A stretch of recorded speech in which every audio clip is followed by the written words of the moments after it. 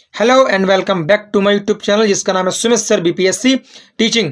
दोस्तों आज की जो वीडियो है कहा जाए तो दोस्तों आज की वीडियो एक छोटी वीडियो है, लेकिन ये वादा है कि इस वीडियो से भी आपको एक या दो नंबर जरूर देखने को मिलेगा। और इसका सबूत दोस्तों मैं आपको अभी इस वीडियो में दूंगा कि कैसे इस छोटी सी वीडियो से भी आपको एक या दो नंबर मिल सकता है बीपीएससी टीआरई 4.0 में। तो दोस्तों सबसे पहले मैंने आप यहाँ देख सकते हो कि PYQ प्रीवियस ईयर क्वेश्चंस जो दोस्तों मैं आपको दिखा दूं कि पहले दोस्तों आपका जो आज का जो टॉपिक है वो टॉपिक दोस्तों आपका मेजरमेंट से मतलब दोस्तों आपका मापक का मतलब जिसको हम लोग मात्रक भी कहते हैं। आज का टॉपिक हमारा मात्रक। अब दोस्तों देखो कि प्रीवियस ईयर में क्या उसने कैसे कैसे मात्रक पूछे हैं।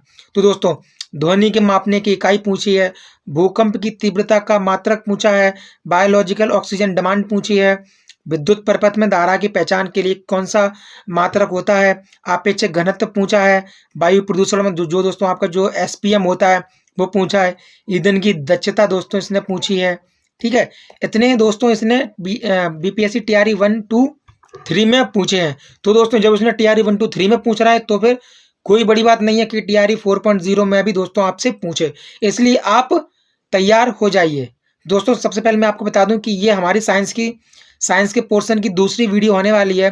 दोस्तों पहली वीडियो में मैंने आपको अम्ल, क्षार और लवण टॉपिक मैंने आपको कराया था। अगर आपने वीडियो नहीं देखी हो तो दोस्तों इसी वाली प्लेलिस्ट में आपको ये वाली वीडियो मिल जाएगी, अम्ल, क्षार और लवण। यहाँ से दोस्तों टीआरई 1, 2, 3 और री एग्जाम में हर बार दोस्तों इसमें यहाँ से 2 क्वेश्चन पूछे हैं उसने अम्ल, क्षार और लवण से। तो दोस्तों इस बार ये पूछेगा। आपको ये 4 पेज की वीडियो है अम्ल, क्षार और लवण वाली। दोस्तों आपको ये अच्छे से याद कर लेनी है, अच्छे से वीडियो को देख लेना है। ठीक है, तो दोस्तों हम लोग बढ़ते हैं आज की वीडियो पर। आज की वीडियो को शुरू करते हैं। तो सबसे पहले दोस्तों मात्रक की बात हो रही है, तो सबसे पहले मैं दोस्तों आपको बेसिक कुछ मात्रक बता दूं जो कि दोस्तों आपके काफ़ी ज़्यादा इंपॉर्टेंट है और एग्जामिनर का दिमाग घूम जाता है। तो दोस्तों आपसे वही मात्रक पूछ लेता है और कभी कभी हम लोग सोचते हैं अरे ये तो बहुत ही ईजी मात्रक है, हम इनको क्यों पढ़ें। और दोस्तों यही सोच हमारी हमको एग्जामिनर में मतलब एग्जामिनर की सोच से पीछे कर देती है और अब हमारा दोस्तों सिलेक्शन नहीं हो पाता। तो सबसे पहले दोस्तों हम आज के बेसिक जो मात्रक हैं, बेसिक जो मापक हैं दोस्तों, उनको ही सबसे पहले आज हम देखने वाले हैं। तो जैसे दोस्तों लंबाई का मात्रक हमको पता है कि मीटर होता है। द्रव्यमान दोस्तों किलोग्राम में हम लोग मापते हैं। ठीक है, द्रव्यमान को किलोग्राम में हम लोग मापते हैं। ऐसे करके समय का सेकंड होता है, ताप का केल्विन, विद्युत धारा को दोस्तों हम लोग एम्पियर में मापते हैं, सबको पता है। एम्पियर मीन्स आई से दोस्तों इसको प्रदर्शित करते हैं। ज्योति तीव्रता को दोस्तों हम लोग कैंडला से प्रदर्शित करते हैं।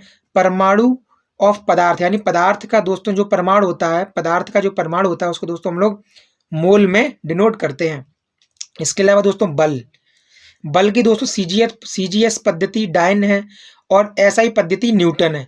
दोस्तों बल की जो एसआई पद्धति है यानी कि जो कि दोस्तों आपके न्यूटन है वो सबसे ज़्यादा पूछता है, लेकिन दोस्तों मैंने आपकी जानकारी के लिए दोनों की दोनों ही लिख दी हैं।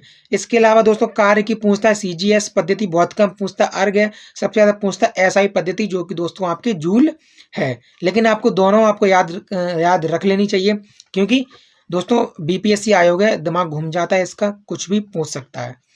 दोस्तों पिछली बार उसने पूछा था कि आपेक्षिक घनत्व का मात्रक बताइए, जबकि मैं आपको बता दूं कि आपेक्षिक घनत्व का दोस्तों कोई मात्रक ही नहीं होता था, जबकि उसने 3 ऑप्शन ऐसे बना दिए कि सारे के सारे दोस्तों लोग उसमें ही उलझ कर रह गए। दोस्तों मैं आपको बता दूं कि आपेक्षिक घनत्व का कोई मात्रक नहीं होता, मात्रक होता है दोस्तों आपके घनत्व का, मात्रक होता है आपके घनत्व का। तो दोस्तों जैसे कि मैंने यहाँ पे लिख रखा है, आप यहाँ देख सकते हो कि घनत्व का दोस्तों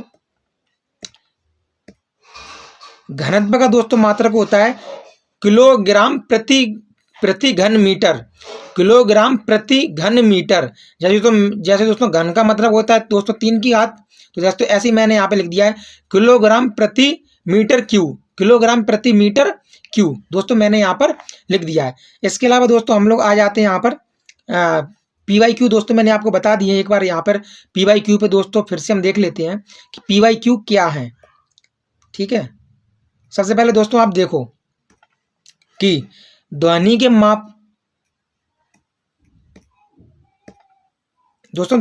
मापने की इकाई, दोस्तों अगर पूछे ध्वनि की मापने की इकाई तब दोस्तों हम लगा देंगे तब दोस्तों जब पूछे ध्वनि के मापने की इकाई दोस्तों दो तरीके से पूछ सकता है।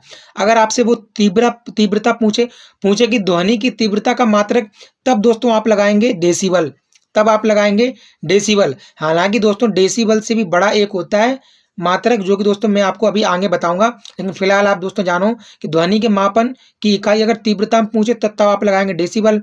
और दूसरों अगर पूछे कि ध्वनि की आवृत्ति किस में मापी जाती है, तब आप लगाएंगे हर्ट्ज, तब दोस्तों आप लगाएंगे हर्ट्ज में, तब दोस्तों आप लगाएंगे हर्ट्ज में लगाओगे। ठीक है दोस्तों, तो दोस्तों ये आपके दोनों मात्रक हो गए। और दोस्तों डेसिबल से भी एक बड़ा मात्रक होता है दोस्तों, जिसको हम लोग कहते हैं बेल। दोस्तों आपको बता दूं कि बेल का 10वां भाग होता है आपके डेसिबल, यानी कि डेसिबल से 10 गुना बड़ा होता है आपकी बेल, जो कि दोस्तों आगे मैं आपको वीडियो में बताऊंगा।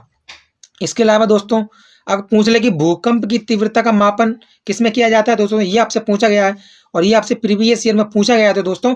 भूकंप की तीव्रता का मापन दोस्तों हम लोग नापते हैं रिएक्टर स्केल में। हम लोग कहते नहीं है कि 7.4 रिएक्टर का आपके भूकंप आया, 2.4 रिएक्टर स्केल पे आपके भूकंप आया तीव्रता। दोस्तों आप इसको ऐसे बताएंगे कि दोस्तों भूकंप की तीव्रता क्या थी, ये दोस्तों हम लोग रिएक्टर स्केल पर दर्शाते हैं। इसके बाद दोस्तों बायोलॉजिकल ऑक्सीजन डिमांड, दोस्तों ये भी अपने आप में एक मापक है। ये भी अपने आप में BOD जो दोस्तों आपके मैंने लिख रखा है, ये भी अपने आप में दोस्तों जल की प्रदूषितता को मापने का मापक है। क्योंकि दोस्तों अगर दोस्तों कोई जल ज़्यादा प्रदूषित है तो उसकी BOD अधिक होगी, तो दोस्तों उसमें BOD आपकी बायोलॉजिकल ऑक्सीजन डिमांड दोस्तों अधिक होगी। अगर कोई जल दोस्तों नाम मात्र का ही आपकी प्रदूषित है, तब उसकी BOD भी दोस्तों उसकी कम होगी। ठीक है। अब दोस्तों इसके अलावा देखो आपके प्रीवियस ईयर में क्या पूछा गया है, विद्युत परपथ में धारा की पहचान। दोस्तों अगर पूछे कि धारा की पहचान किस में करते हैं, तो दोस्तों आपके गैल्वेनोमीटर लगाओगे। अगर पूछे कि धारा को मापते किस में है, तब दोस्तों आप लगाओगे अमीटर, ठीक है, ये दोस्तों आपको याद होना चाहिए। इसके अलावा दोस्तों मैंने आपको अभी बताया कि आपेक्षिक घनत्व के लिए मात्रक, दोस्तों मैंने लिख रखा है कोई भी मात्रक नहीं होता, आपेक्षिक घनत्व के लिए दोस्तों कोई भी मात्रक नहीं होता। इसके अलावा दोस्तों वायु प्रदूषण SPM, दोस्तों वायु प्रदूषण को भी दोस्तों मापा जाता है SPM में। दोस्तों यही आपके TRE 3.0 के री एग्जाम में दोस्तों आपके यही क्वेश्चन पूछा था, SPM की फुल फॉर्म क्या है। तो दोस्तों सस्पेंडेड पार्टिकुलेट मैटर, दोस्तों SPM की ये फुल फॉर्म है। और दोस्तों इसी फॉर्मेट में वायु प्रदूषण को दोस्तों मापा जाता है। दोस्तों हिंदी में उसको कहते हैं निलंबित कण का तत्व। आपको याद होना चाहिए, ये क्वेश्चन आपकी प्रीवियस ईयर में दोस्तों पूछा जा चुका है। इसके अलावा दोस्तों ईंधन की क्षमता आपके किलो जूल प्रति किलोग्राम में मापी जाती है। ठीक है, ये दोस्तों आपके हो गए प्रीवियस ईयर के क्वेश्चन। अब दोस्तों बढ़ते हैं आगे। तो दोस्तों मैंने आपको बता दिया था, यहाँ से दोस्तों फिर से आपको बता दूं एक बार।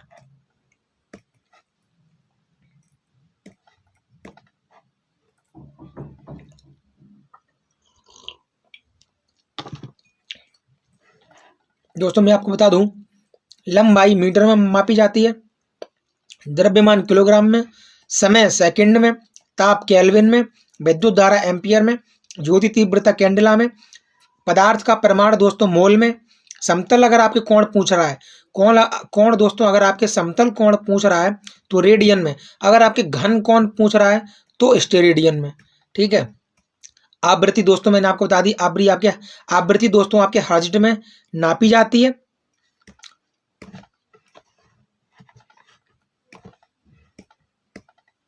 आवृत्ति दोस्तों आपके हर्ट्ज में नापी जाती है और जिसको HZ से लिखते हैं। खगोलीय दूरी को दोस्तों प्रकाश वर्ष में नापते हैं, क्योंकि प्रकाश वर्ष दोस्तों दूरी का सबसे बड़ा मात्रक है। प्रकाश वर्ष दूरी का सबसे बड़ा मात्रक है। ठीक है। हालांकि दोस्तों प्रकाश अगर कहा जाए तो दोस्तों प्रकाश दूरी का बहुत बड़ा मात्रक है, लेकिन दोस्तों जो सबसे बड़ा मात्रक है वो दोस्तों आपकी प्रकाश वर्ष से भी बड़ा है, वो दोस्तों आपके पारसेक होता है।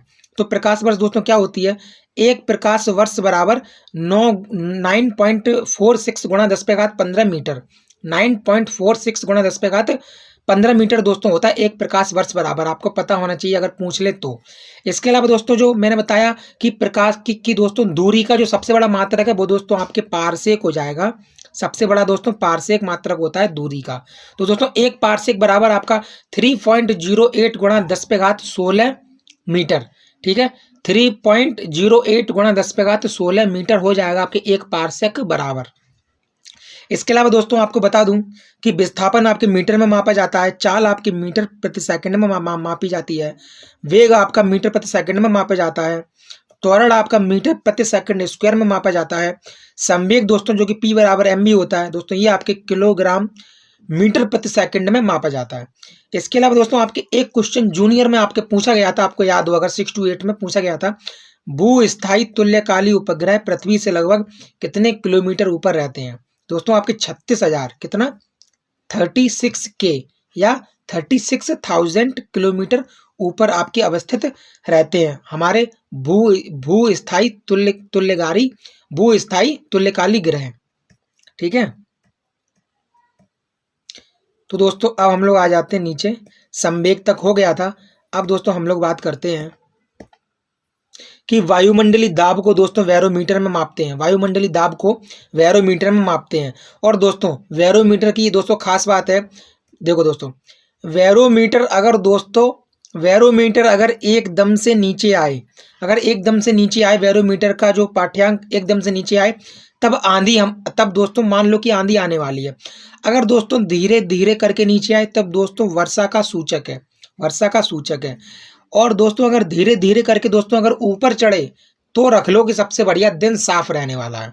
अगर धीरे धीरे ऊपर चढ़े तो दिन साफ रहने वाला है, धीरे धीरे दोस्तों नीचे आए तो वर्षा आने वाली है। और दोस्तों अगर एकदम से नीचे आ जाए तब दोस्तों समझ लो कि आंधी आने वाली है, आंधी आने वाली है, ठीक है। इसके अलावा दोस्तों आवेग को हम लोग न्यूटन सेकंड में मापते हैं, बल आघूर्ण को न्यूटन मीटर में दोस्तों मापते हैं। ओजोन परत की दोस्तों जो मोटाई होती है उसको हम लोग डॉप्सन में मापते हैं, ये आपसे पूछा जा चुका है, इसको याद रखना, ठीक है दोस्तों। इसके अलावा शक्ति है दोस्तों, इसके अलावा दोस्तों जो शक्ति है, शक्ति को दोस्तों किसमें मापते हैं? शक्ति को वाट या अश्व शक्ति में मापते हैं, शक्ति को वाट या अश्व शक्ति, इसके दोनों ही मात्रक हैं। इसके अलावा दोस्तों 1 किलोवाट घंटा हमारा 3.6 गुणा 10⁻6 जूल के बराबर होता है। और ये क्वेश्चन पूछा गया क्वेश्चन है, याद रखना आप लोग। इसके अलावा दोस्तों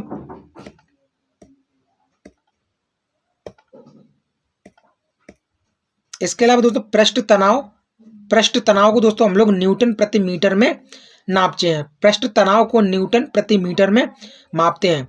दोस्तों दाब को हम लोग पास्कल में भी नापते हैं और न्यूटन प्रति मीटर स्क्वायर में भी दोस्तों दाब को हम लोग मापते हैं। ये न्यूटन प्रति मीटर स्क्वायर को भी दाब में हम लोग मापते हैं।